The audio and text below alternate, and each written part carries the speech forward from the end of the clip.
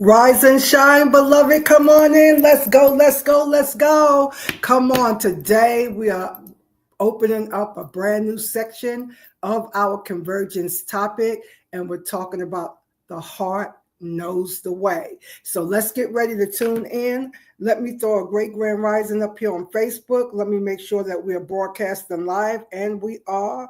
And we're just going to let's just put up a happy Thursday.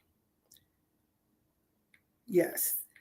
Go ahead and tag friends, tag family members, let them know Spiritual Success TV is live. With that being said, let's do what we do in our community, and that is to go ahead and activate the success mind. We're going to sit with good posture. You can place a hand on heart if you want to signal to the nervous system. We're ready to calm down. We're ready to receive. And we take a good healing deep breath in. And exhale. Relax. Crown of the head, skin over scalp. Drop those shoulders down from your ears. Allow the tongue in your mouth to relax. Yes.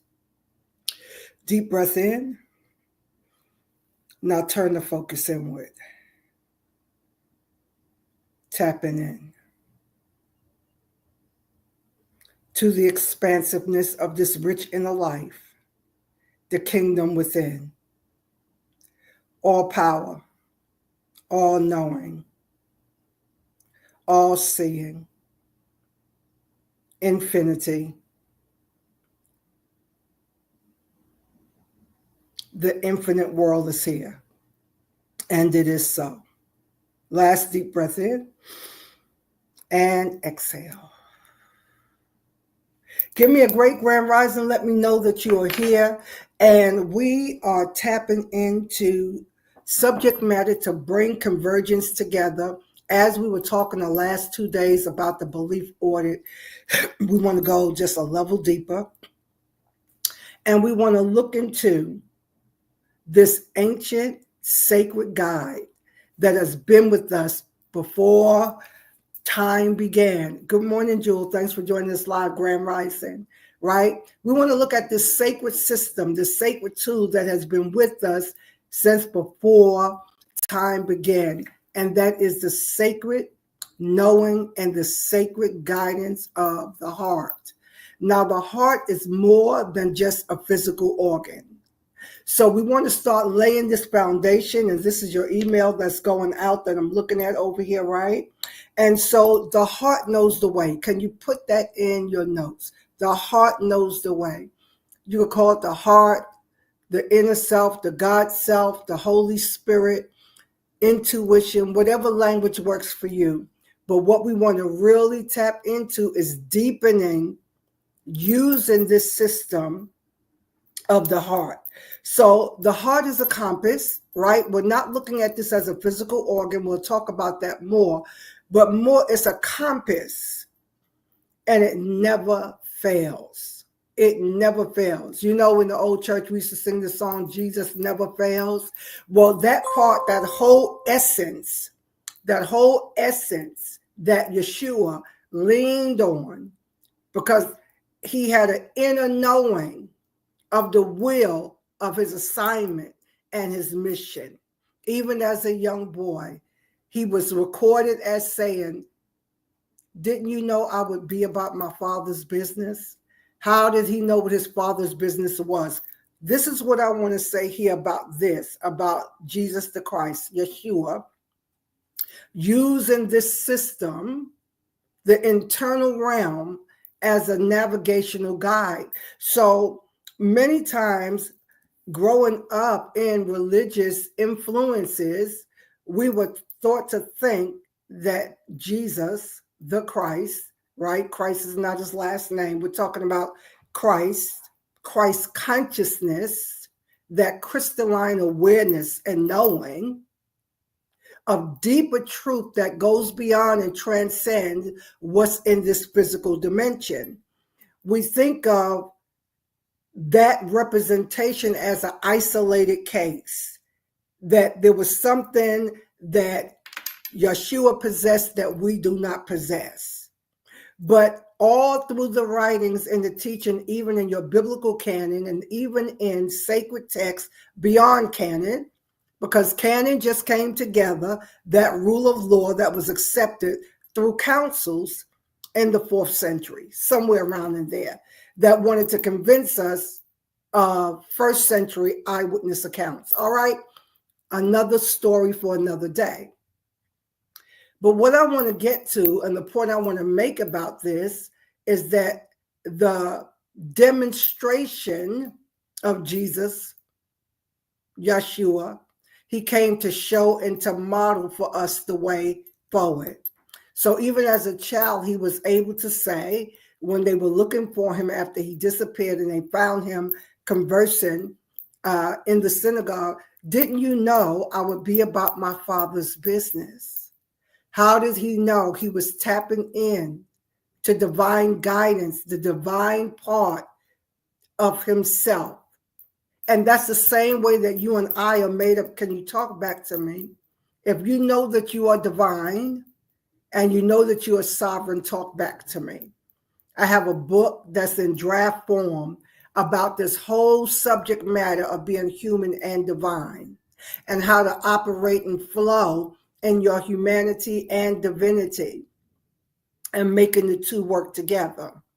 So Jesus the Christ knew, because he was consistently tapped in to inner guidance, right? So it makes no sense to attribute divinity only to Jesus when he incarnated into humanity, into human form, to be a role model, to show us and to demonstrate. He understood his mission. He understood gifting. He understood the gifts of the Spirit, operated and flowed in that. And the mission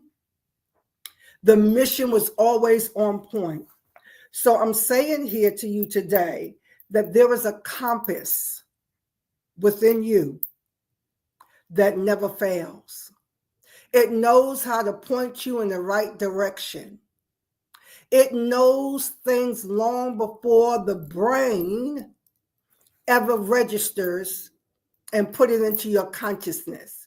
And I've shared about the Heart Math Institute, how they have done studies, right, about the power of the heart and how they will put these people in the room, hook up their brain and all of that, checking their pulse, and then they will flash these images on the screen. Some of them were devastating. Some of them were horrific and tragic. Others were peaceful, serene, and calming, right? Calming. And so what they noticed is that the body was registering a reaction before the image came on the screen, right? So let's say many seconds before the image came on the screen, their body was showing a physical reaction, let's say to something horrible, something tragic, elevated heart rate, right? Elevated heart rate, blood pressure going up. Because the heart knows, beloved, it sees, knows, and understands things long before your brain gets the message, right? And so it knows. And so they would see a calming effect come over the person before they showed the image of a serene, beautiful, natural environment photo. Your heart knows. Can you please put that in your notes? Come on, talk back to me. Your heart knows the way. And so I choose languaging that is more universal and less religious in tone so that you can see things in a more sober way outside of a religious interpretation, because that limits you to some aspect to think that power is not in you and is not you. You still think that it's something outside of you, something given to you at the spur of the moment when you need it, but it's always with you, beloved. It's always there, and it knows the way. Long before your brain catches up and get the message, it already sends the impulse. Your heart knows it. It sees it, receives the impulses, send it through your electrical system, your nervous system to the brain, right? And then the consciousness starts to understand what it is. So we want to make a habit of tapping in to the heart. When I say the Holy Spirit, and this is just, like I said, it doesn't matter what language that you use. I'm saying heart in exchange for Holy Spirit for this one reason. In our Pentecostal apostolic backgrounds, we still think of the Holy Spirit as something separate from ourselves. Some people have it, some people don't, right? So I'm purposely using the language of the heart because on a very basic level, everyone has a heart, right? On a very basic level. So, but there is a compass within you that never fails. It's a sacred guide, more ancient than time itself. It's your heart. Let me just read for the email for a minute, just to be succinct. Listen, beloved, in a world of overflowing noise and logic and external opinions and laws and viewpoints and belief systems, everything tends to get noisy. It gets crowded. It is easy to lose your way. Even what we are faced with in our climate here in the U.S., it is so easy to lose your way because there is so much noise in the 3D construct, right? But the truth is this is the truth. You were never meant to navigate life solely with your head.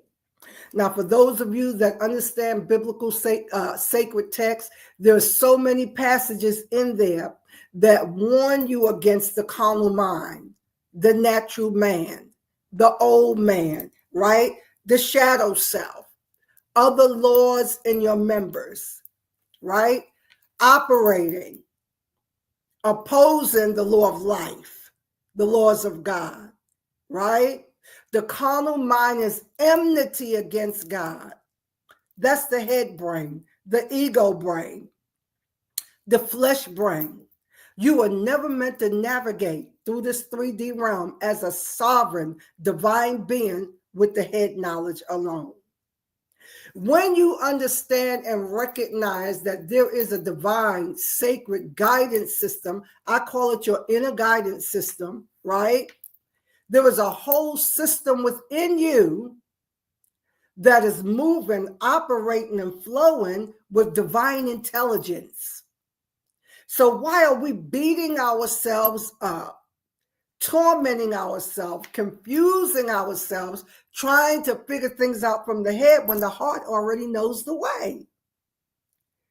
So you were never meant to navigate life solely with your head. You were always meant to journey with your heart. This inner guidance system that is omniscient, that is all-knowing, that is all-powerful, beloved, that is all-seeing, that has wisdom, discernment. It has grace. It has power. And it will lead you and guide you into all truth. This is why we say it's one and the same. As the writer of John in canon text says, the Holy Spirit, your helper, the one that walks alongside to aid you. But see, that languaging still makes you think it's something separate from you. Even if you're filled with the Holy Spirit within, you still see it as something separate from you. But the real power comes, beloved, when you can see this and integrate it as you. We're going to land right there. Take a good healing deep breath in and exhale. All right, we're going to go deeper into this. I have many things to lay out about this. So over the weekend, over the next few days, we're going to be diving deep and getting practical solutions and tools to be able to go deeper. I'm going to release you with many blessings for the rest of your day. Bye for now.